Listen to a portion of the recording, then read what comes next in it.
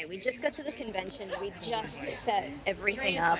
I'm a little nervous because it's the biggest turnout that they've had in a very long time. But there are some vendors here that I recognize. Like just across from me is one that I met last year. There's some that I met earlier this year. So I am feeling a little bit better. I have a lot of Sonic stuff, and I don't have any D&D stuff. And this is a Critical Role event, so we'll see how we go.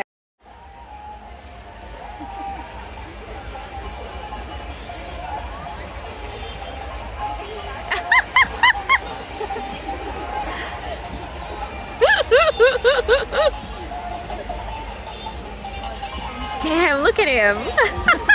That's fucking awesome. Oh shit. Oh god, I love it. Okay, so the time is now 10:42. Critical Role started maybe like 12 minutes ago, and the streets are barren. Like, there's a couple people coming around, but not an awful lot.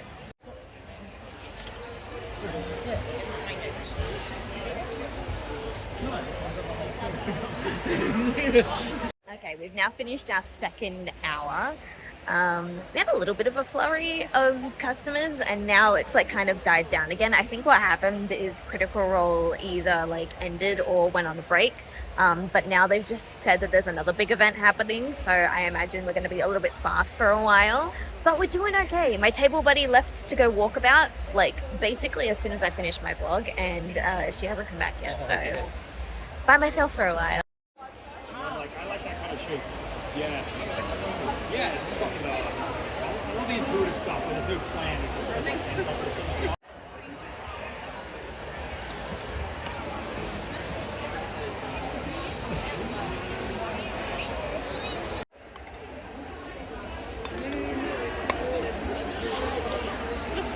I haven't had a lot of time to make videos and stuff, but I would just like to say we are down to our last Team Dark lanyard. Team Dark's been selling really well, followed by Rose, Sonic, and then Chaotix. I honestly thought Sonic would be selling more than Rose, but, you know, that's how it is. It has only briefly slowed down now. Try not to show anybody's faces, but it has been non-stop for ages. I was going to do hourly like updates, and I just haven't been able to. It is constant, non-fucking stop. So it's a little bit stressful and a little bit exhausting, but we've been selling a lot of stuff. I can't show you at the moment, but I do have an Excel sheet that shows our profits and sales, and I gotta go.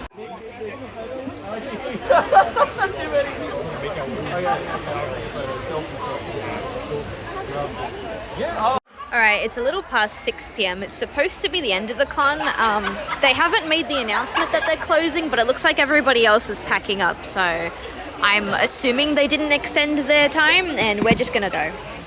Hey guys, it's Sunday morning. I'm gonna try and keep this quick because I've already tried to record this, and then I realized somewhere along the way that I had fucked up the recording, so here we go. Saturday was really good. We ended up stumbling across a bunch of old friends. We saw some really cool cosplays. I was trying to give you guys hourly updates and like get clips of the con, but it was non-stop basically the whole day. The only day there was like no one walking around. The only time, there was no one walking around is when it was closing time. There was always at least someone hovering around the table, and it was really difficult because I don't want to record while people are at my table, you know. It was also really difficult because the person who I brought with me to the con with the specific purpose of helping me with my table was only with me for maybe 3 to 3.5 hours of the 8.5 that we were that we were conning, sorry. So I was on my own for basically the whole con, and they're also leaving early today.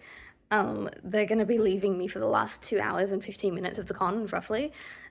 So I need to order an Uber to get home this time instead of getting a ride from them. But it was so good. So I was in the car on the way home, and I was thinking, like, you know, my expectations for money made today are gonna be like mid 200s. My hopes will be either approaching or in the low 400s.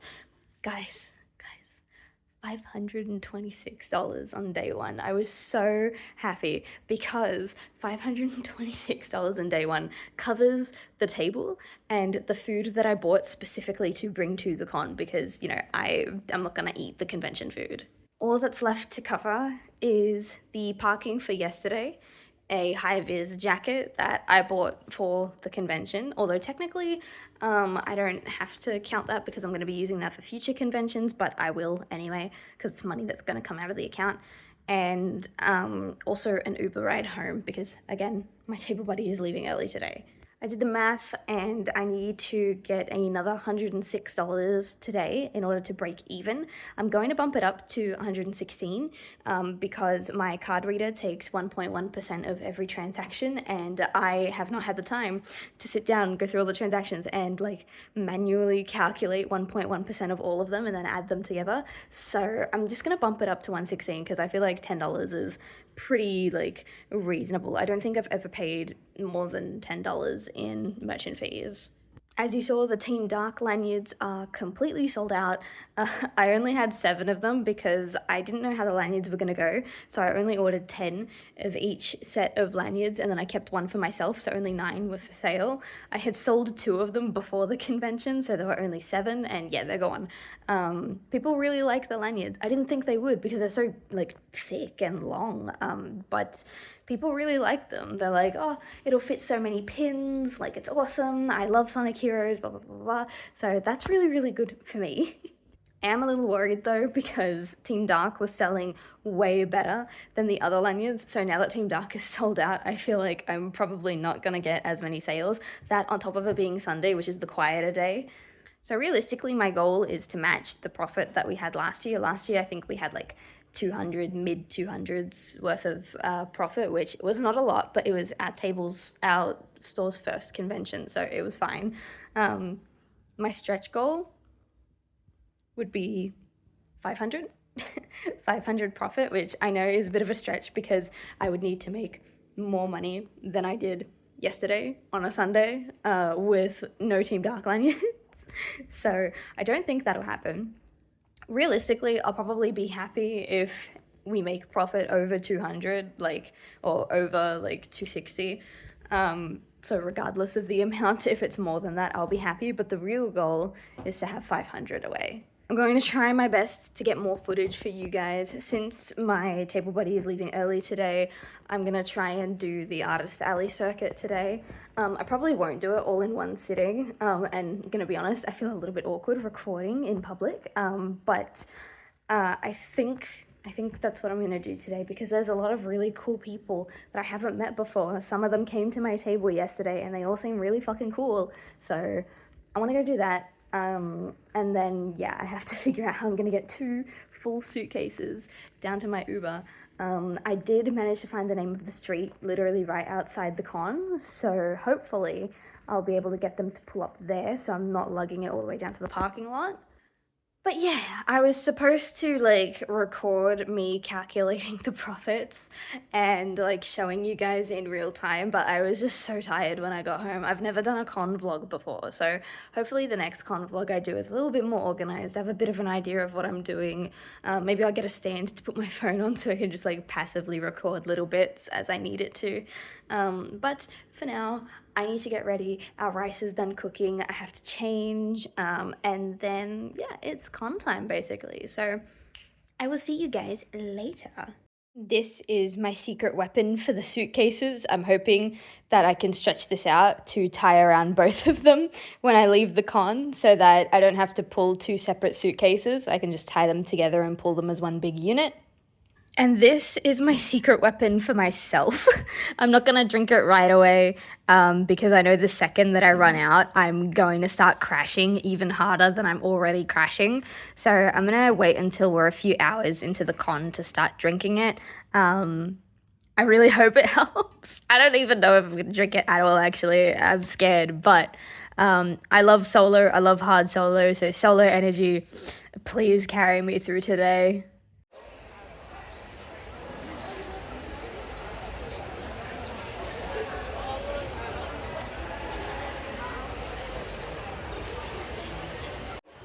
We had a little bit of an incident this morning.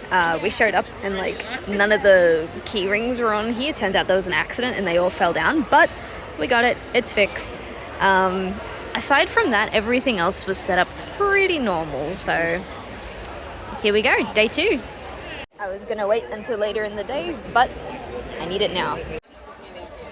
I sold out. I had one left. It's sold. Every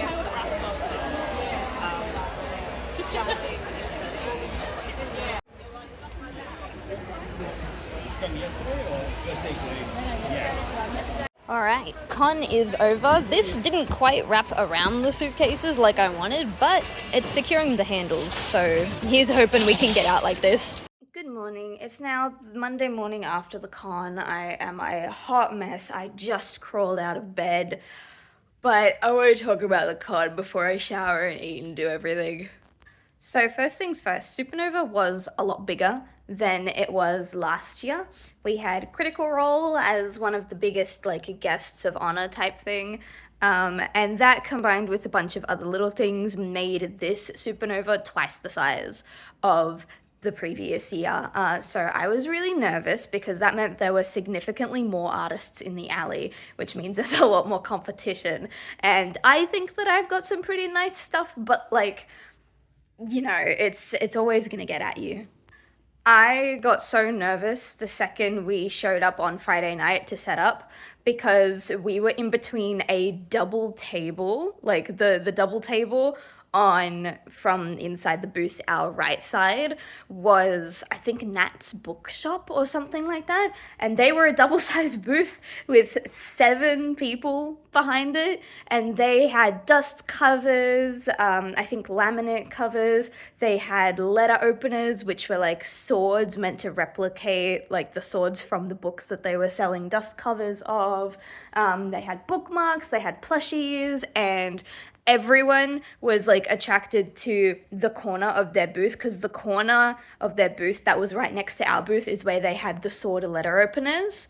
And then on our other side, like the corner on our left side, we had, I can't remember the name of their booth, but I will find it in the map. On the corner of their table that was right next to our table, they had a fully functional BMO that would play all 10 seasons of Adventure Time on shuffle, a Simpsons TV, like the literal TV that they have in The Simpsons, complete with the little VCR set, that would play 20 seasons of The Simpsons on shuffle, and a life-size bust of Hank Hill. So I was really nervous because if people were walking in from the left, obviously the way that the BMO booth was set up, they wouldn't see the BMO right away, but they'd go to see my booth and then they would see the letter openers and they'd walk right past my booth and go, "Ooh, what's this?" And then on the reverse, if they were coming from the right side, they might not see the letter openers, but they'll see the BMO and they'll walk right past my booth and see the BMO. So I was really worried about getting overshadowed because my stuff is simple. I've got keychains, books, lanyards, stickers, cups, stuff like that. I don't know how to compete with a fucking realistic sword opener, like letter opener thing. I don't know how to compete with a fully functional BMO.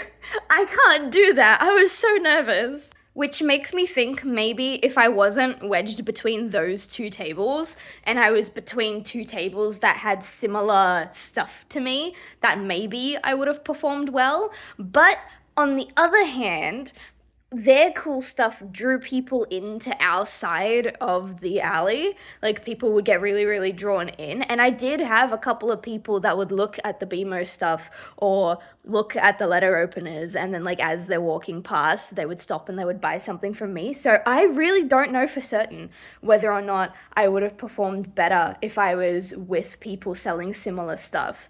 I think I would have, but we still did pretty good. I also got to talk to Nat of Nat's Bookshop, the owner, and the other booth, I didn't get to speak to the artist, but I got to speak to his wife a lot, and they were both amazing people. They were both really chill, really funny to joke around with. We had a little bit of banter as we were packing down, so that was really nice. I also got to see a vendor that I got to talk to a little bit back in January in the first convention that I did this year called Goblin's Workshop. He does some really, really cool stuff. If I can find the socials and the stores of any of these people, I will put them in the description and like just have a look. If you end up buying something, let them know that Restless Dreams sent you. But Goblin's Workshop is so cool because he makes these like weapons and stuff, like D&D inspired medieval style type like weapons, and he does them all by hand, and he does it with like recycled wood from old heritage construction sites,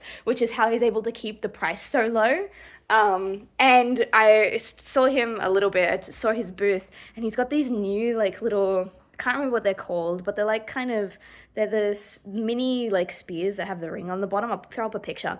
And he figured out how to get it textured to look like stone, but you pick it up and it's not heavy like stone. It's still made of wood, so it's really light, and it kind of fucks with the brain a little bit, and it's so fun.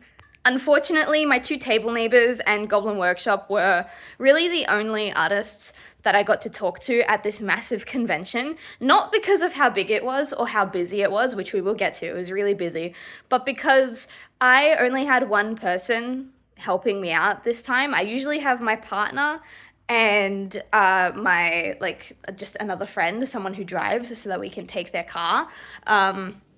And usually it's fine because my partner will stay with me in the booth for most of the convention. We'll get like an hour each day to walk around and really hang out. And then my partner will usually man the booth with like my friend while I walk around and like talk to some of the artists and get to know them a little bit better and stuff. But my partner didn't come with me this time because he had some stuff going on. So it was just me and this friend. I did the math because after a certain point I was getting really annoyed.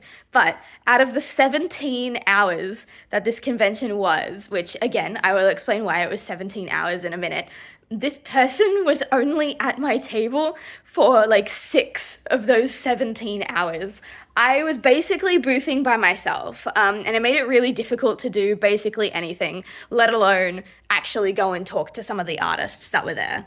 Actually, them not being at my table was a huge reason why I was able to start talking to either side of my table buddies, because both of them noticed and both of them were like, hey, it's kind of odd that your table buddy has not been around. It's kind of odd that your table buddy is doing this and doing that. And I'm like, yeah, I know. It is what it is. And then that's how I connected with my neighbors, is by them noticing how strange my table buddy was acting. Speaking of, we'll get to profits and like nets and grosses in a minute, but I had to spend a little bit extra than I did last year and also less than I did last year, because last year I paid, I believe, an extra like $80 to $100 for electricity. I need to double check. That. I think it was like somewhere in that range, but I paid extra to have electricity at the booth, which we ultimately didn't need. So this year I didn't pay to have electricity in our booth, which meant my booth was cheaper.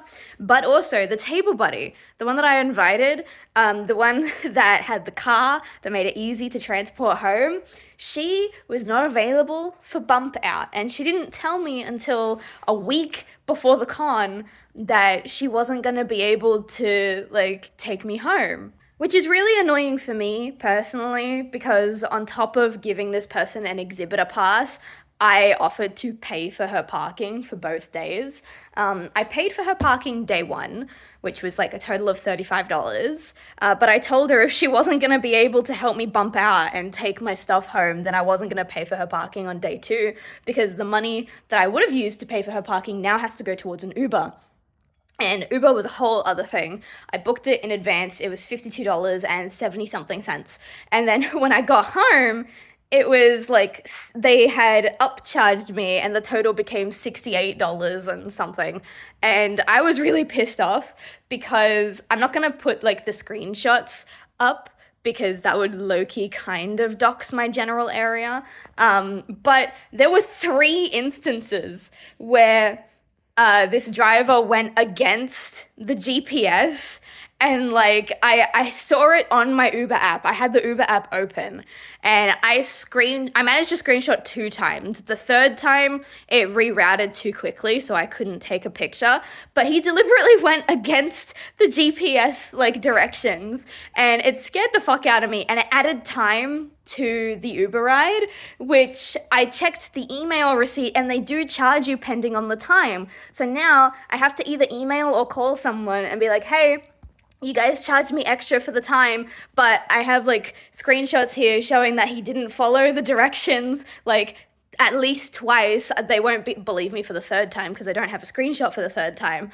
But like I have him actively going against the GPS twice. So like, could I maybe get a refund on the extra time that he added? Because he added a full, like, I think 5 minutes to, like, my arrival time. And I don't know how they charged the time rate, but 5 minutes could be a lot. I don't know. So that was a whole thing. I'm trying to, like, rack my brain. I should have been taking notes during the convention, but I couldn't because I was the only one at my table for most of the con. We saw a lot of cool cosplays. I didn't get photos of a lot of them. I think I only got photos of like James Sunderland, the nurse from Silent Hill, and Jack Sparrow, which I will put all up on screen. But there were a lot more. We saw a Lady Dimitrescu that actually was 7 feet tall. I might have put the video in already, but there was a Bumblebee within like the first hour of day 1. There was a whole bunch of Critical Role stuff, which I've never watched Critical Role, so I only recognize the blue tiefling looking character. That's the only one that I know. But there were like a lot of really cool cosplays. I'm trying to think, what else? A lot of people recognized my Sonic Underground stuff. I wasn't expecting a lot of people to, and I thought it would be a really fun idea to like count the amount of people that recognized Manic, Sonia, and the medallions. But I genuinely lost count at about 15, and that was like on the first day. So there were a lot of people that recognized Manic and Sonia, which makes me really happy. Sonia, I think, only sold once, but Manic, I think, is almost completely sold out. People love Manic. Speaking of sold out, we sold out of our Team Dark lanyards on day 1. And I was really, really annoyed because when I unpacked the lanyards, they're huge. I'll put pictures of them and like of me wearing them in the thing. But they were fucking massive. And I thought, oh my God, they're huge. No one is going to want them. They're such a distraction, blah, blah, blah, blah, blah. And when I went to the con, it was the opposite. People love them. They were like, oh my God, this is such a statement. Oh my God, it can hold so many pins. Oh my God, this is amazing, blah, blah, blah, blah, blah. And people love them. But I only bought 10 of each lanyard because I had never sold lanyards before. And on top of that, I keep 1 of each for myself, so there were only 9. And before the convention, I had already sold 2 Team Dark lanyards on my Etsy store, so there were only 7 Team Dark lanyards. And we sold out on day 1. And after that, I counted. There were 15 people who asked me if I was willing to sell the display. And I said no to every single person. And I am so annoyed because if I had just had hindsight, if I had just known that people would have really liked the lanyards, then I would have gotten more specifically Team Dark lanyards and my profits easily would have gone up at least $150. I know for next time, so I'm going to order more lanyards for my future convention, but the problem is I don't know if lanyards are still going to be popular by the time I do my next convention. My next convention isn't until October, unless something else comes up in between now and October. I might be going to Oz Comic Con, but I'm not entirely sure, but that's in September, so I don't know. I wasn't even intending to do the con circuit this year. I'm only doing it because I'm disabled and I can't really do an awful lot work-wise. So while I'm getting my disability pension, this is like my store is what I'm working on. Originally, I wasn't going to do any cons this year and I was going to focus on curating my items, and then next year I was going to do a proper con circuit, which I still am going to do a proper con circuit this next year, because this year I've only done 2. I've only done one in January and the one that we're talking about now, but that's neither here nor there. So I have my calculations here on like the profits. I calculated it all last night, but I was so tired from the convention and being sleep deprived and just running on like caffeine and like a single meal in a day that I severely miscalculated. I underestimated how much profit we had. So I've just done it again today, and I have like better numbers to work with now because my card reader, it will show you each individual transaction, but it won't show you the total. You don't see the total amount until the next day when they send you the lump sum to your bank account. Now I have the lump sum for both days, and I've just counted through the cash. So here's what we have. On day one, we had $452 worth of like card transactions. On day two, we had $463 worth of card transactions, and cash in total for both days was $128.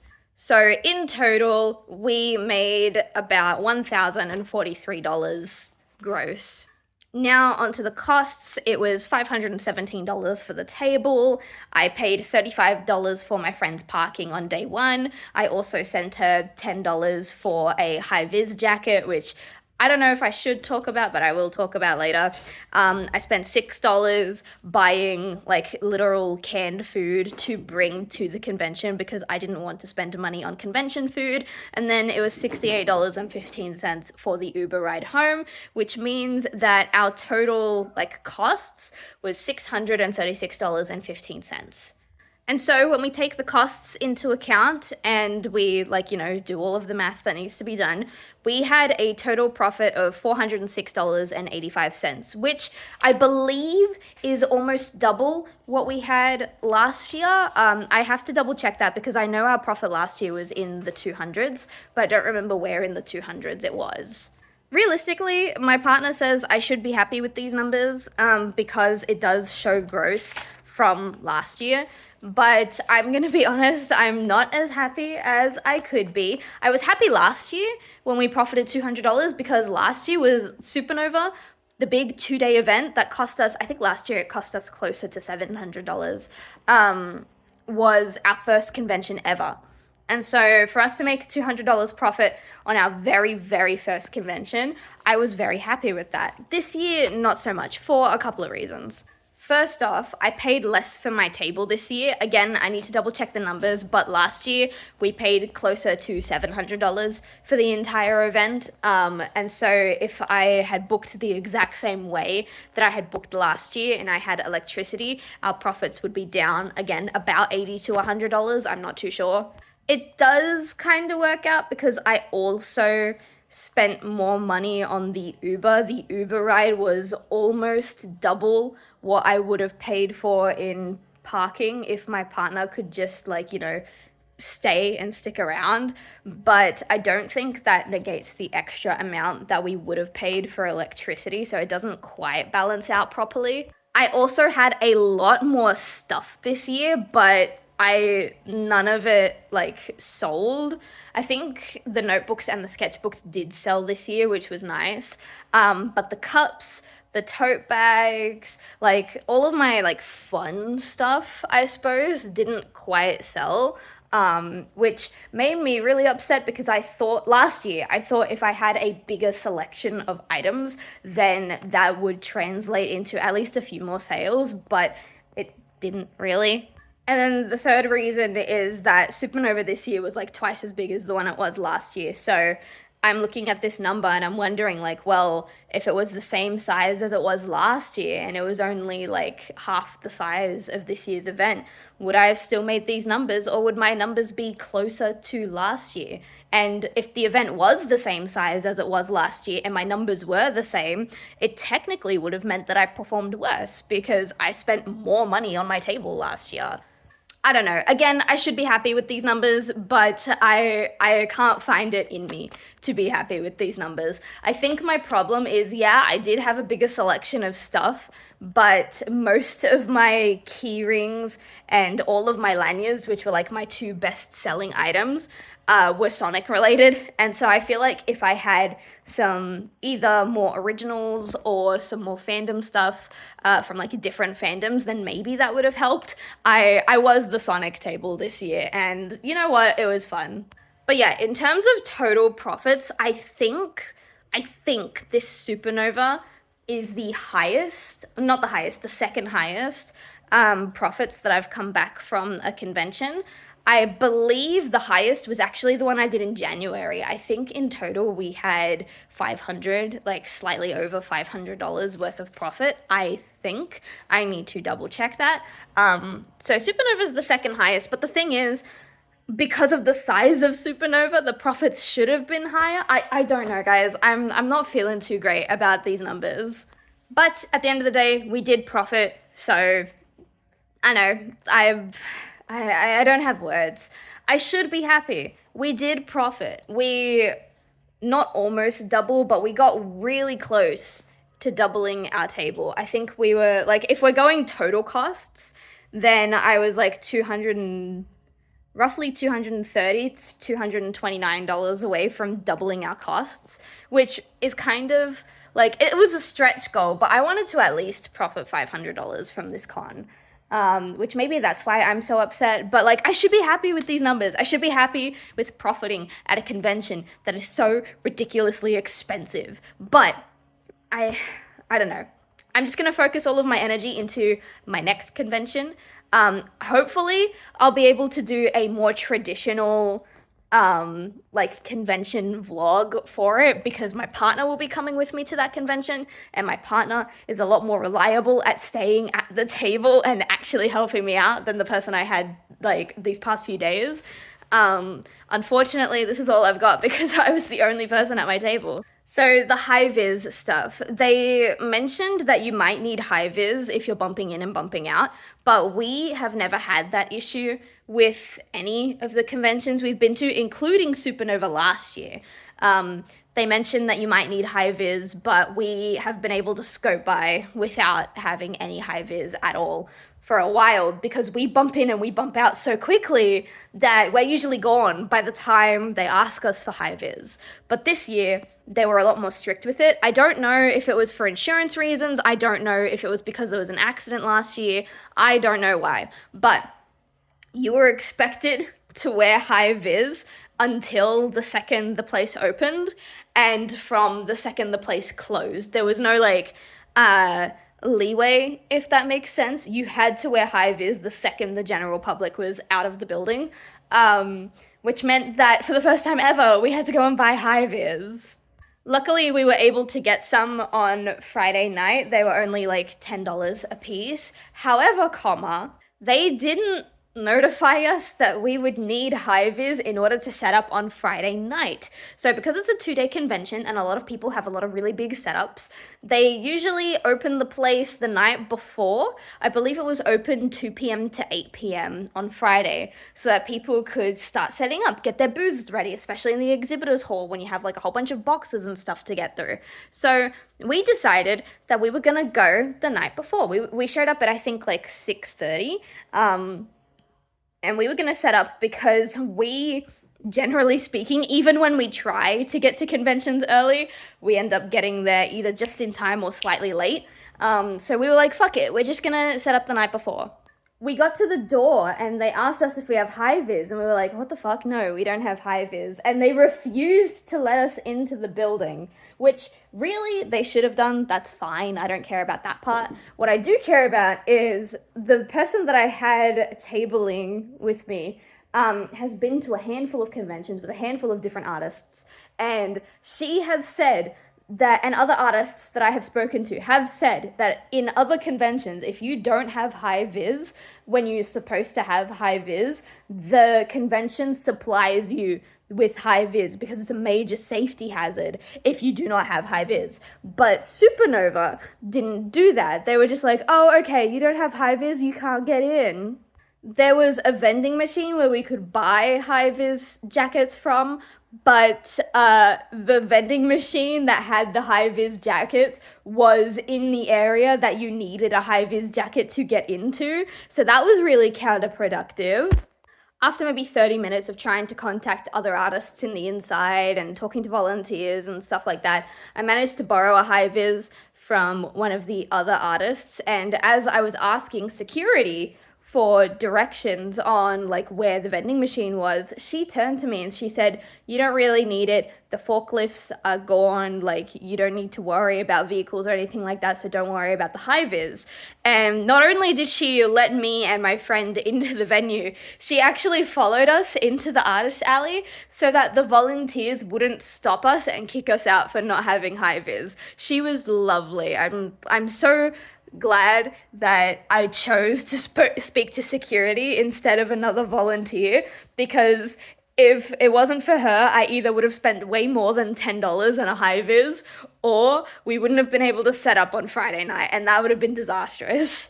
I'm gonna be so honest, I'm actually debating if I even post this video, because since I was at my table alone for most of the time, I couldn't take videos, or a lot of videos at least, while I was there. I couldn't take a lot of photos while I was there. The very few times that I was able to get out of my booth and walk around, I couldn't have my phone on me, because my phone is what we were using to do the card transactions. My little card reader is connected to my phone. So there was just not much I could do. But lesson learned, I'm now going to connect my card reader to my iPad, because I think my iPad, I have to double check, has a feature where you can have 2 apps open at once. So I want to have the card reader app open, and then right next to it, I want to put the Excel sheet that shows like how much inventory we've sold to make stock take a little bit easier at the end of the con.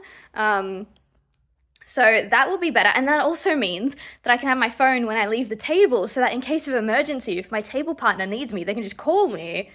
But yeah, I don't have a lot of footage. The footage I do have is really, really short, and I don't know what to do. I don't know if this video is even gonna go live.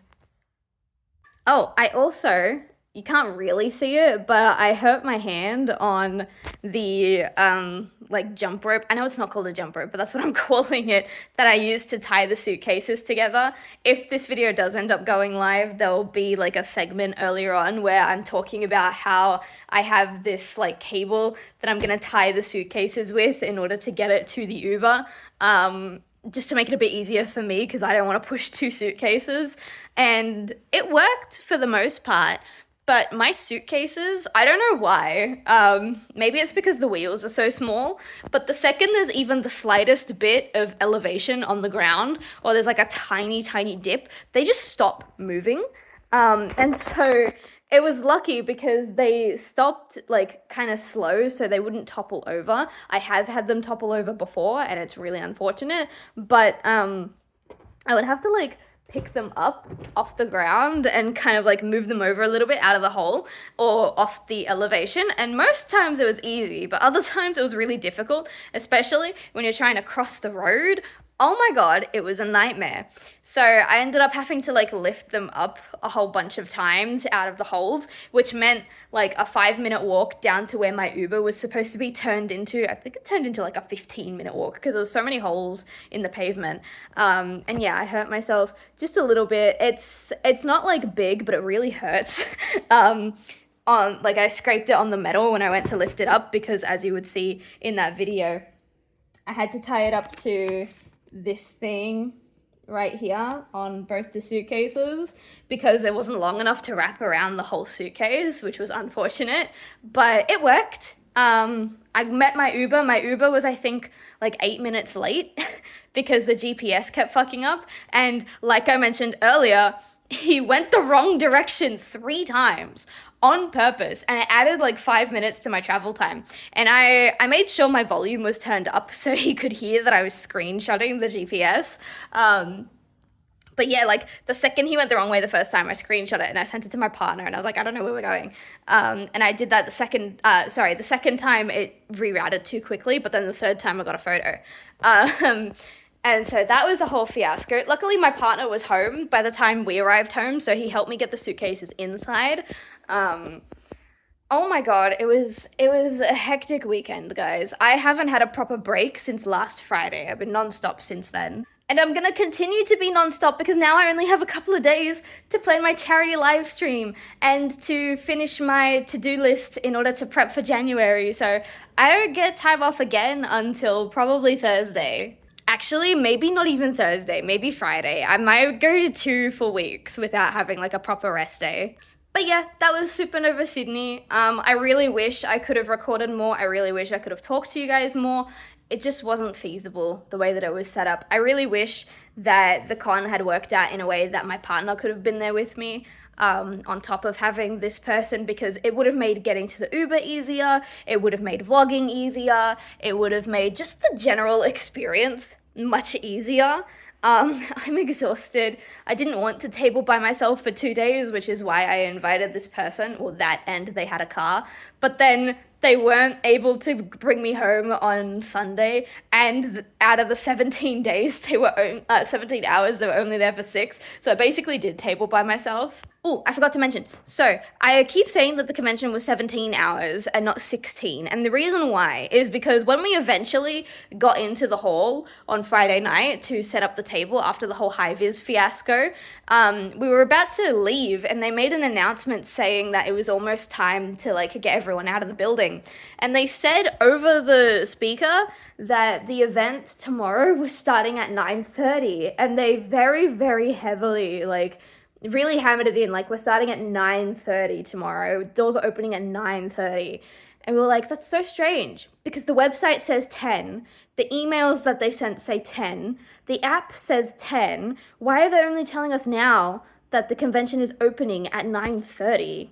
We came to a conclusion that the reason it was happening was because the Critical Role event was starting at 10:30, and so they were expecting a really big lineup and they just wanted to open the gates early, which was all well and good, but we also assumed that on Sunday the con would open at 10 because the Critical Role event for that day was starting half an hour late. It was starting at 11. So we were like, okay, they said they're opening tomorrow at 9:30. But they haven't mentioned that the con is opening at 9:30 on Sunday as well. So we're just gonna assume that that it's still 10 o'clock on Sunday. It wasn't 10 o'clock on Sunday. The person I was with and I decided that we were gonna try and show up at 9:30 regardless, because we wanted to be at the con a little bit early in order to set things back up, like the little bits that we had taken down. We didn't take down everything. But the little bits that we had taken down, when we showed up, our key ring display had fallen down, so we had to quickly set that back up, stuff like that. So we're like, okay, we'll show up at 9:30, that way we still have like half an hour grace period to kind of relax, settle in, get stuff set up, and get comfortable. And then the doors opened. I don't know how anybody knew that the doors were going to open at 9:30 on Sunday, unless the announcement was made after we had left on Saturday night, because nobody knew. Like, I was talking to my table neighbors during pack down, and they didn't know until they set up on Friday as well that the con was opening at 9:30 and not 10. I don't know. The communication, it just wasn't there. It was so stressful. The con was so stressful for reasons that shouldn't have been there, if that makes sense, guys. Although, to be fair, I was already super stressed because I only had, I think, like 3 weeks to properly prepare for this convention, which is not the shortest notice I've ever had. I had a con that didn't approve of my table until a week before the event, but luckily for me, I had already prepped everything in the event that I would get accepted, so that wasn't too stressful. Supanova it's the same duration as my January con. It's about 8 hours over 2 days. Well, Supanova was 8.5 hours over 2 days, but the size is way, way fucking bigger. So that only added to the stress on top of the lack of communication on opening times and stuff like that. But yeah, in general, it was an okay time. It was good. It was fine. We profited just over $400. I'm really glad that it's over because I'm really tired. And again, I don't even get to have a break right now. I gotta hit the ground running and start working on my other stuff, which reminds me, after I finish recording this, I need to eat, do my stuff, and then start recording for this week's vlog. I was originally not gonna vlog this week, but I decided, fuck it, you guys are now gonna have an extra vlog to go through. So that was me. That was everything that happened at Supanova. I'm sorry this isn't a really, like, big video or anything like that. There's no like cool edits or anything. It's just me talking about the event. When I do my event in October, I promise I will be better at recording stuff, because at that event I will have a proper table buddy and my card reader won't be connected to my phone. It'll be connected to my iPad. For now, I'm gonna eat, get my day started, get started on the weekly vlog. But thanks everybody for watching, I suppose. I've been pacing around the apartment for a little over half an hour now, trying to get my leg to kind of warm up and stop being in pain so that I can go about my day. Because sitting down at the convention for roughly 8.5 hours each day, man, my knee is absolutely atrocious. So that's all from me for this video. Again, anyone else's table that I mentioned in this video, I'll put in the description down below. But yeah, I will see you guys next week for this week's vlog, if that makes sense. Okay, bye.